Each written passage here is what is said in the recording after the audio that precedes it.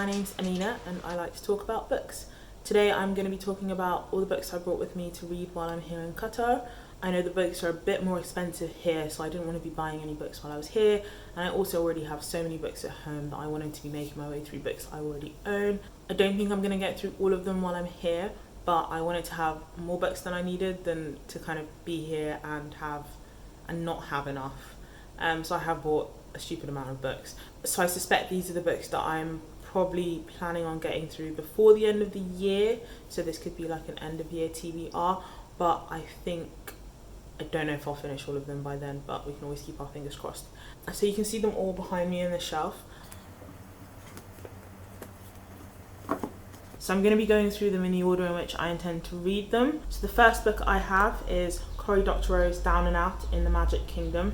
I know this is set in Disneyland and it's going to be the next book I'm reading. I plan on filming a reading vlog while I go through this because it's quite short and I'm hoping I can kind of get through it in a day. The second book I have is Women and Power by Mary Beard. I don't actually know anything about this. It was given to me by my sister, so I'm looking forward to reading it. I know it's written by this lady, and I've seen a few documentaries that she has done, so I'm looking forward to reading that. I then have the fifth book in the June series that I'm slowly trying to make my way through this year, and this is Heretics of June. I then have Green Days by the River by Michael Anthony. This was a gift from one of my colleagues, I believe, yes. So it's by a Trinidadian writer and she was from Trinidad.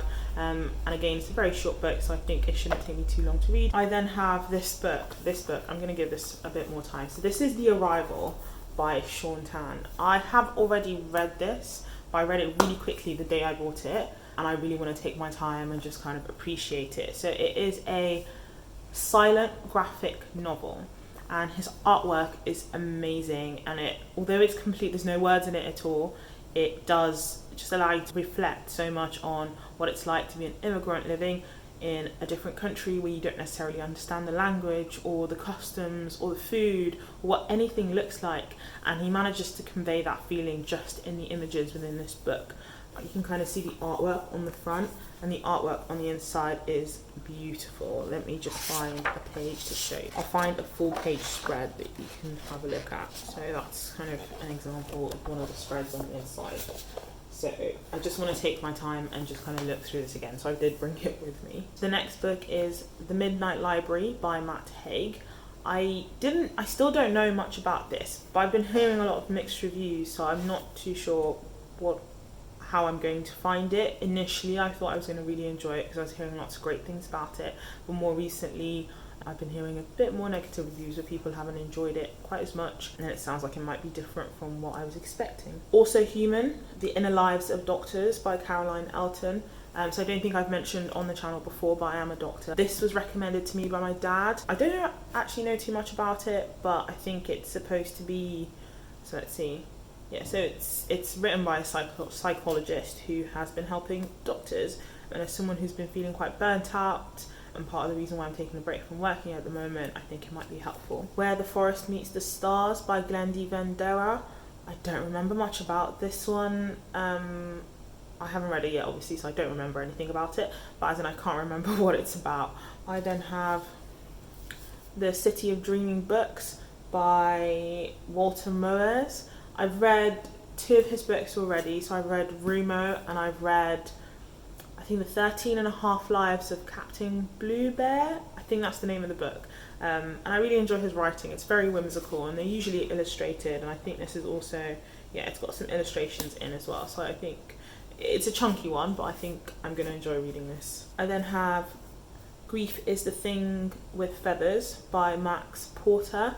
I have read Lanny by him, and I think he writes stories but in a poetic way. From reading Lanny, it's quite poetic and very, very different from anything I've ever read before.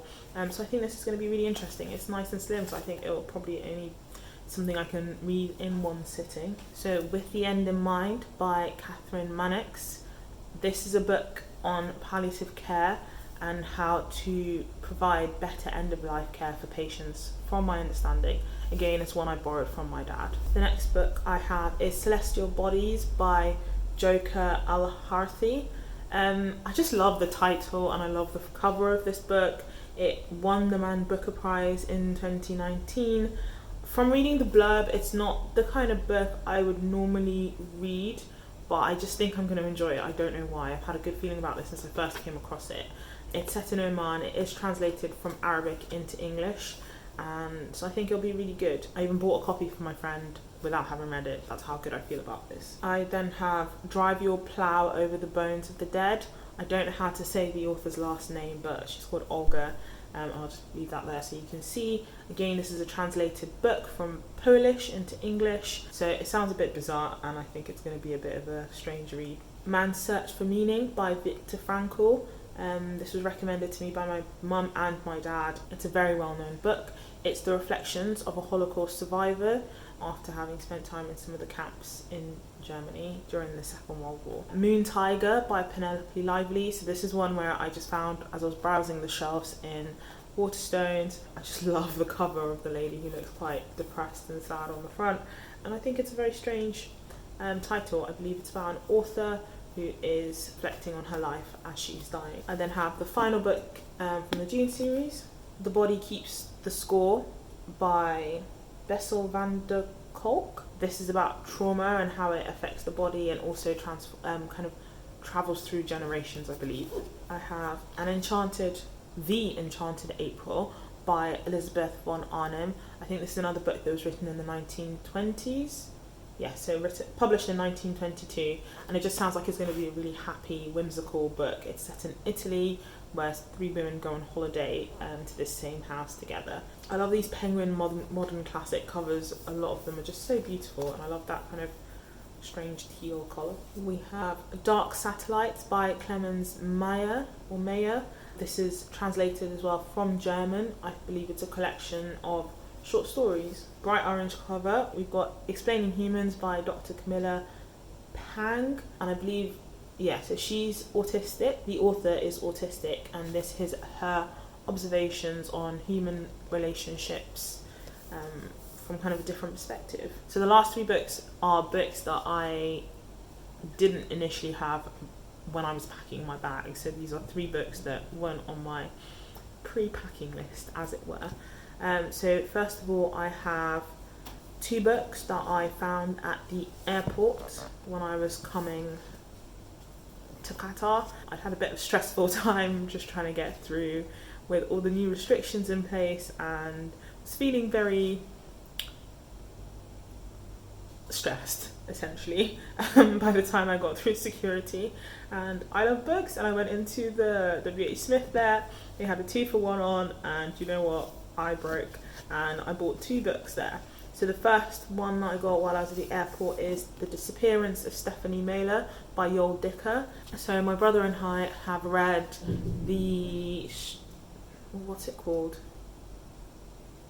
I've forgotten the whole title, but it's basically the one about Harry Kubert, and we've also read The Baltimore Boys. Both of us really enjoyed those 2 books, and so my brother's got a copy of this, and I didn't realise, and I bought one because I was going to read it and then give it to him to read, but he actually already has his own copy, so this is mine now. And the other one I got is Shirley Jackson's Life Among the Savages.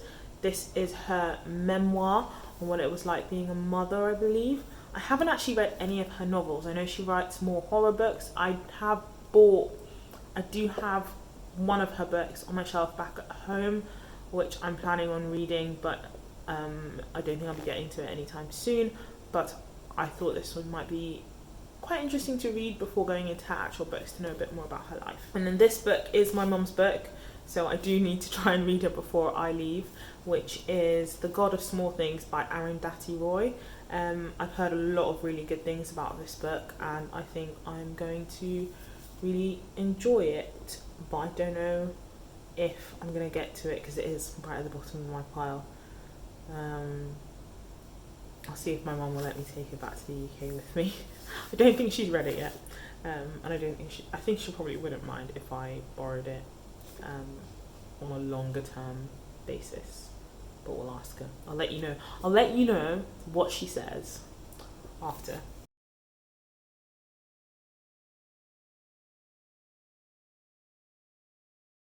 So yeah, those are all the books that I plan on reading. The next video that's going to be coming out is hopefully the reading vlog on Down and Out in the Magic Kingdom.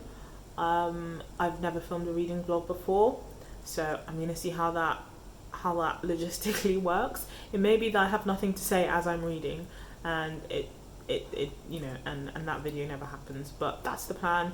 And I look forward to seeing you back hopefully next week. Thank you for watching. Bye.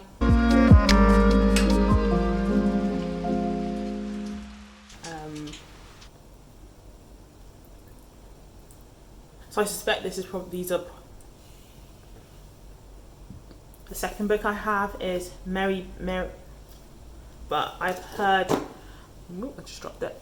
The next video that's so very important to